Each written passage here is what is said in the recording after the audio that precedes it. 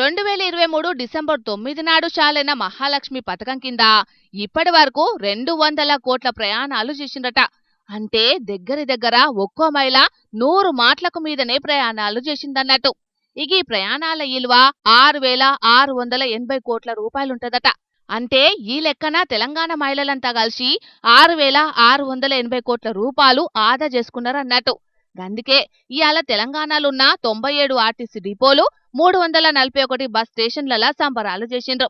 అట్లా ఇవాళ ఎంజీబీఎస్ బస్టాండ్ల ప్రత్యేక కార్యక్రమాలు ఏర్పాటు చేసి మహాలక్ష్మి పథకం విజయవంతం చేసిన డ్రైవర్లు, కండక్టర్లను, అట్లనే కొంతమంది మహిళా ప్రయాణికులను సర్కార్ పెద్దలు సన్మానం చేసి బహుమతులిచ్చిండ్రు. ఇదివరకు ప్రతిరోజు 45 లక్షల మంది ప్రయాణం చేసేది గాని ఇప్పుడు 65 లక్షల మంది ప్రయాణం చేస్తున్నారు. ఇక ఉచిత పథకం కోసం సర్కార్ ఎప్పటికప్పుడు పైసలు ఇచ్చుట్లనే ఆర్టీసీ సొంతంగా కొత్త బస్సులను కొనుక్కునే స్థాయికి ఎదిగిందని మంత్రి పొన్నం ప్రభాకర్ అన్న చెప్పుకొచ్చిండు. ప్రయాణికుల సౌకర్యం, కార్మికుల సంక్షేమం, సంస్థ అభివృద్ధి, సంస్థ యొక్క పురోగతి అనే ఆలోచనతోటి ముందుకు పోయే సందర్భంలో తప్పకుండా ప్రభుత్వం సహకారం ఉండాల్సిందే. కార్మికుల సంక్షేమం ఈ సంస్థ చూడాల్సిందే అనే లక్ష్యంతో పోతా ఉన్నాం. ఇక అటు చిన్న సీఎం బట్టిసారు మాట్లాడుకుంటా ఉచిత బస్సు ప్రయాణ పథకం చాలు చేసినాకనే ఆర్టీసీ లాభాలకొచ్చిందని అన్నాడు.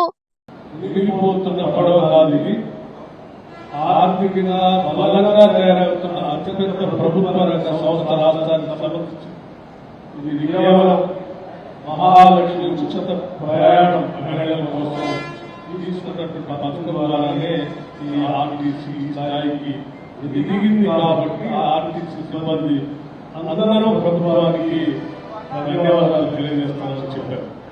మా సర్కార్ ఏర్పాటైనాక 240 కొత్త బస్సులను కొని ప్రయాణికులకు ఇబ్బంది లేకుండా చేసినామని చెప్పుకొచ్చిండు బట్టిసారు. ఇదంతా ఇనేతందుకు మంచిగానే ఉన్నది గాని ఇప్పటి వరకు చాలా ఊర్లల్లా బస్సులు చక్కగా నడవక బడికి పోయే పిల్లలు మస్తు అవస్థలు పడుతున్న ముచ్చట్లను మన జోర్దార్లు కూడా చెప్పుకున్నాం కదా. కాబట్టి ఇప్పటికైనా అన్ని ఊర్లలకు సరిపోయినన్ని బస్సులు నడిపి ప్రయాణికులకు తిప్పలు లేకుండా చేస్తే ఇంకా మంచిగుంటది. చూడాలి మరి సర్కారు దాని మీద ఏ పాటి శ్రద్ధ పెడుతుందో.